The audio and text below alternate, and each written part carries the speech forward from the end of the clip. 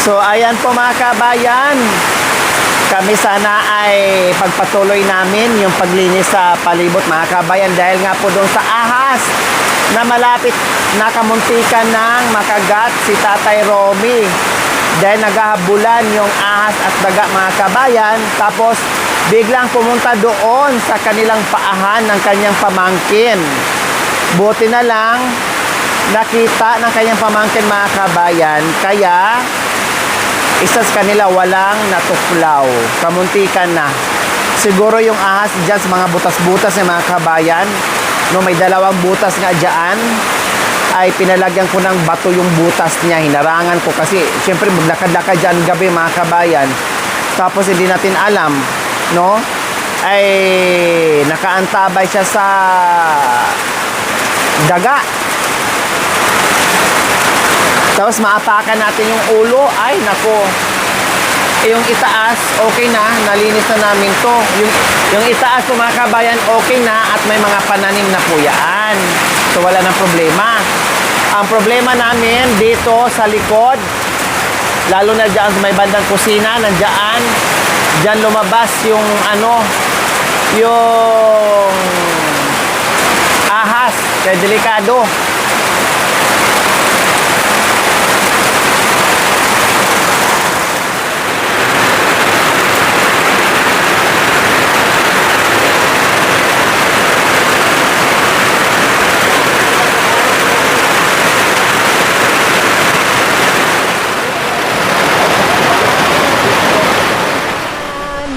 Sa gitna ng kaulanan po mga kabayan, Diyos ko, katatapos na namin maligo.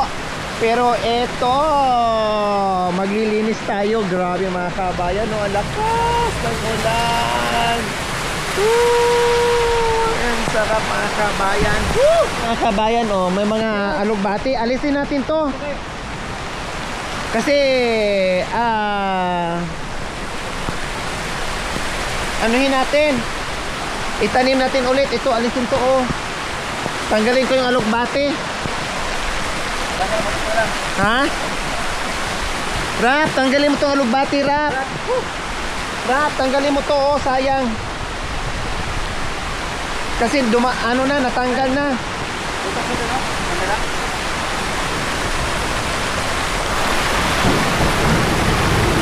Tanggalin natin to, oh.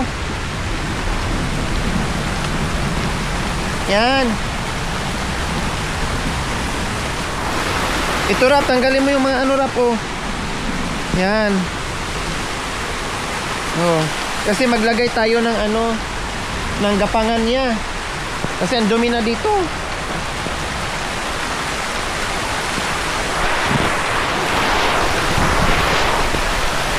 So ayan po mga kabayan. Ito, Rap. Oh. Ay. Yung alugbate, huwag mong isama yung alugbate. Sayang, itanim na natin yan. Yan. Ay.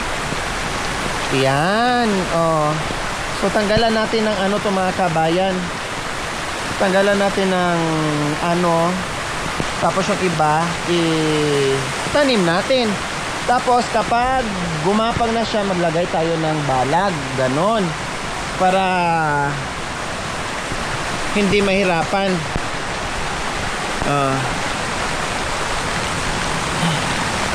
So ito tanggalan natin ito. Yan. Kasi mahaba na nga. Ayan, mahaba na, kailangan na tanggalin siya. Para maano natin, baba sa lalo kapag natanggalan natin ng ito ba? Oh yeah. Baba. Hindi ka marinig ito? Hindi ka marinig. Sabi.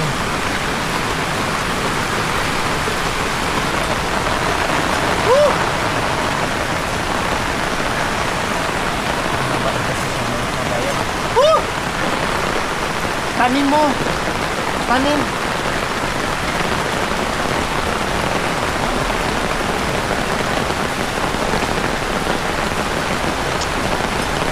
dadami.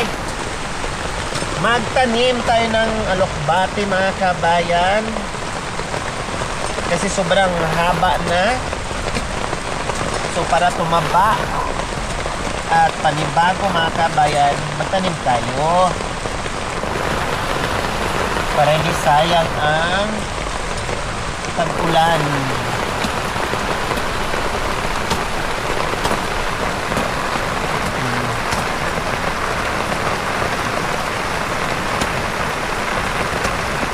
Yan.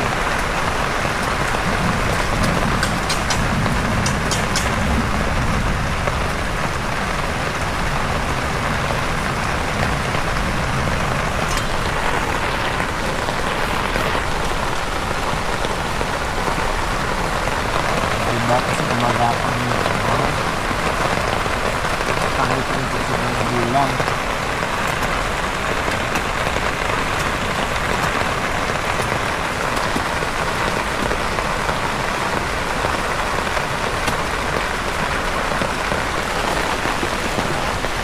Diba? So, yung ito, iuuwi ko mga kabayan. Yan, kasi ito yung pinaka-usbong niya. No, ang haba na. Oh. Gulay na siya. Oh, gulay na. Ito yung ano. Tapos, yung ano nito mga kabayan. Ay, ito pwede itong i-ano. Tanim, dalawahin. Para gumapang.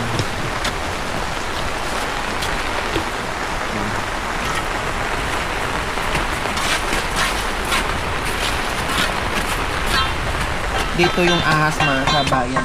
Dito. Kaya linisin talaga namin to dito mga kabayan. Parang delikado. Ayun nga si Iraq. Oh, nandoon na nga si Iraq mga kabayan. O yan, sige ganyan.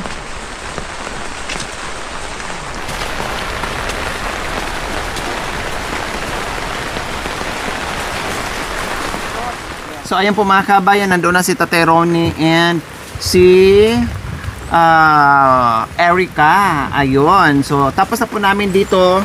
Yung iba hindi na namin tinanggalan mga kabayan kasi ginagapangan ng mga pananim ni ni Tate Ronnie. So elisan ko lang to ng mga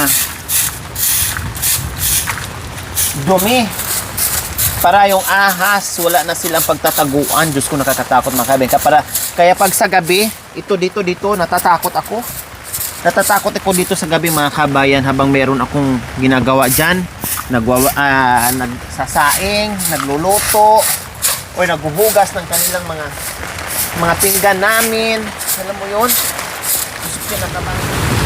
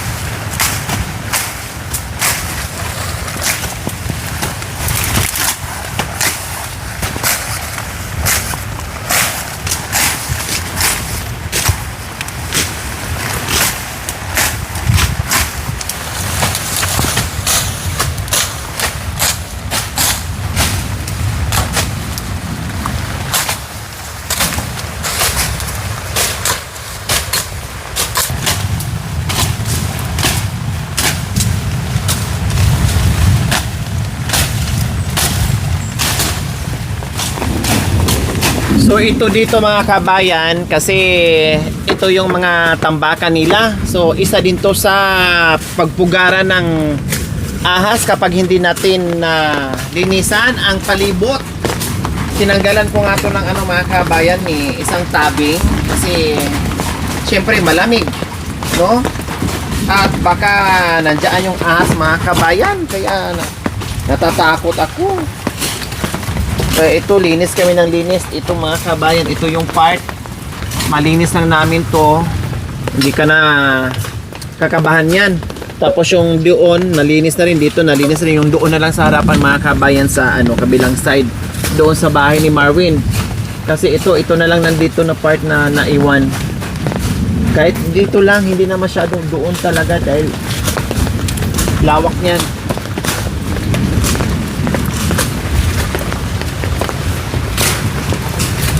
Di ba? Kasi ang sukal na, oh. Kita nyo po, oh.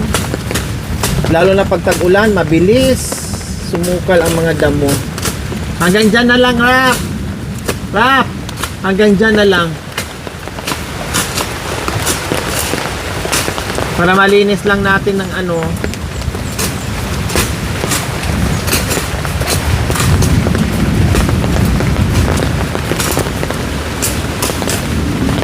Yan. Tama na yan, Rap. Okay na yan dyan. Dito na. Dito banda. Hanggang doon lang sa may kahoy. Para hindi tayo makagat pag nandito tayo. Tayo din na makagat pag hindi natin linisin. Yan.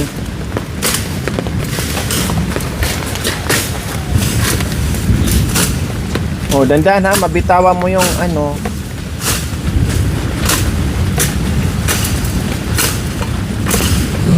Hilain mo dito. O may ano dyan na, may hose. Hilain mo dito yung damo. Tanggalin mo dyan. Huwag mo ilagay dyan para hindi pugaran ng ano. May hose dyan. Oo, baka matamaan mo. Tanggalin mo yung damo. Yung pinutol mo, ilagay mo dito.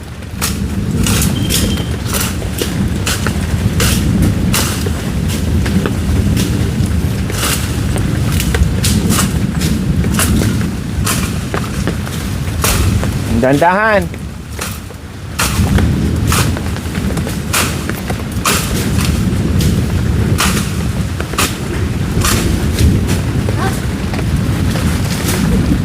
Ha?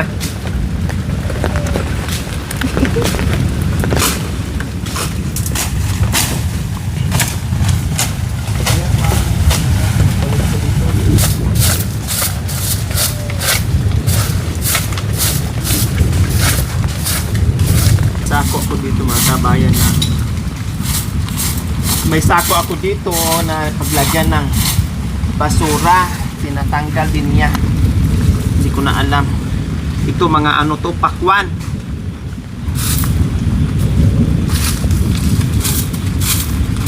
Para hindi na sana kakalat yung mga ano.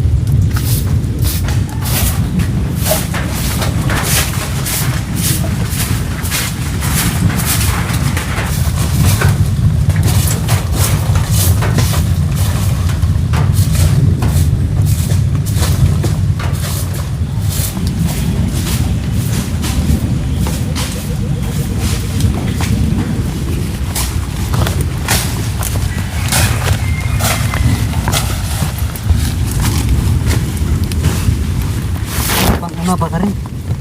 na ba?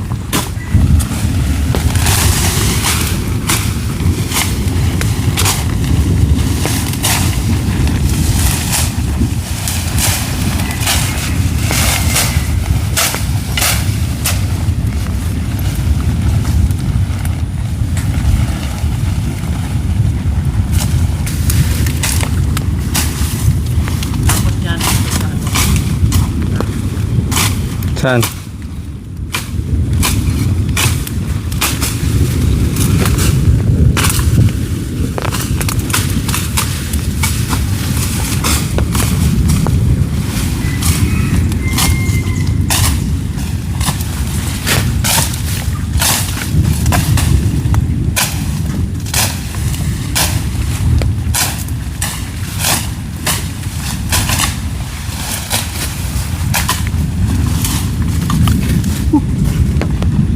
Dagis. Daga. Ha? Daga malaki.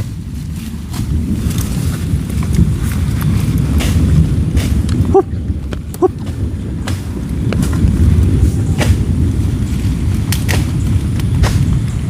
Bidu.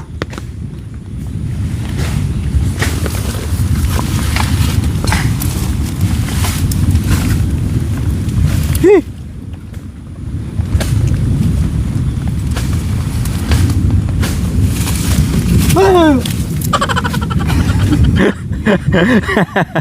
Nalapitan mo, tas takot ka.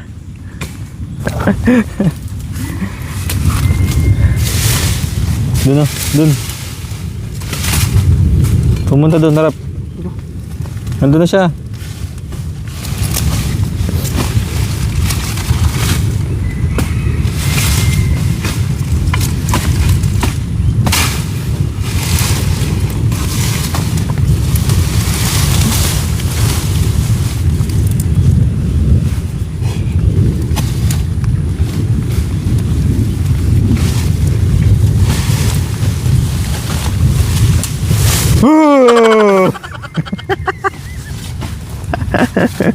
Lapit-lapit ka sa daga, tapos takot ka rin pala. Puti ka. Malaki, daming daga dito. Tagagabi nga eh. Nakakagulat, bigla na lang magtakbuhan.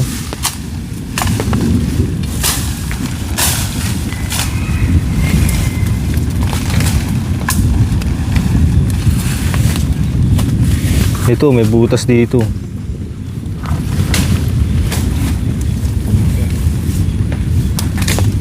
Yung butas mo. Yung butas. Ha? Yung butas na tinitay. Diyan papasok. Okay na yan. Hanggang doon daw. Sinipag ka ah. Ganado ka ngayon ah.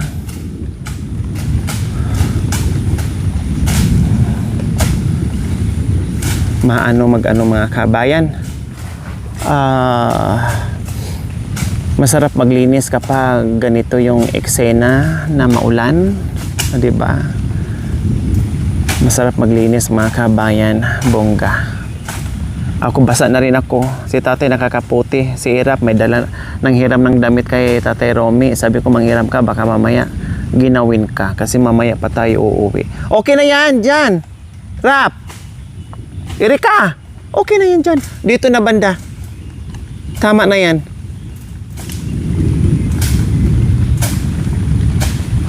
Papuntang Bangi na yan. Pati nga mga daga, mga kabay, nabulabog. Nabulabog pati mga daga.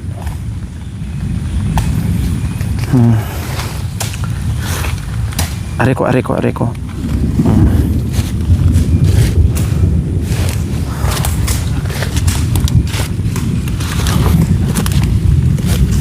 Okay na yan dyan. Malayo na yan. Hindi naman tayo magtatanim ng ano. Ay. Oh, 'di ba? Tingnan niyo po, nandoon yung bahay. Oh, malinis na. Oh. Natanggal na yung takot ko mga kabayan. Kagabi pa kaya ako natakot mga kabayan. Minsan kahit ihi ako pero anong tawag dito? Natatakot ako. So, ayan sabi nila mga kabayan ay para hindi daw lapit napilitan ng ahas magtanim daw ng tanglad at saka oregano. Wala akong oregano na nakita dito mga kabayan. Meron dati pero ngayon wala akong nakitang oregano mga kabayan. Di bali, saan ba ako nakahanap ng oregano mga kabayan? Ay, kay nanay, no, kay nanay, sino ba to? Nanay Lodi, no, si Nanay Lodi, maraming oregano mga kabayan. Pag napasyal ako doon, kukuha ako ng madami, itanim ko dito. Katulad yan, may mga ano na, ayan no, tanglad yan. Oh. Yan ang tanim ni Nanay Terry, yung mabong na, ayan no. Oregano, wala akong nakitang oregano dito eh. Kasi kung meron mga kabayan, maglipat ako. Pero dati may kinuha si ano eh, Kuya Bintot na oregano. May kinuha si Kuya Bintot na oregano mga kabayan. So ngayon ipakita ko sa inyo mga kabayan kung gaano nakaganda, no, at agad-agad na mulaklak na yung ating mga halaman na tinanim no nakaraan. Oh, di ba? Masaya na ang kapaligiran ni Tatay Romy. Maghahanap ako ng bougainvillea para itanim namin dito. O di ba kahit maliliit pa lang mga kabayan pero may bulaklak na. O di ba ayan no. Iba't ibang klaseng bulaklak, may pink, may red, may fuchsia pink. Ayan, may violet or purple. O, di ba? Bongacious. O, di ba, Erap, masaya kasi nabuhay lahat ang pananim natin. Malamig pala ang mga kamay natin. Erap. Oh, tuwang-tuwa si Erap, mga kabayan.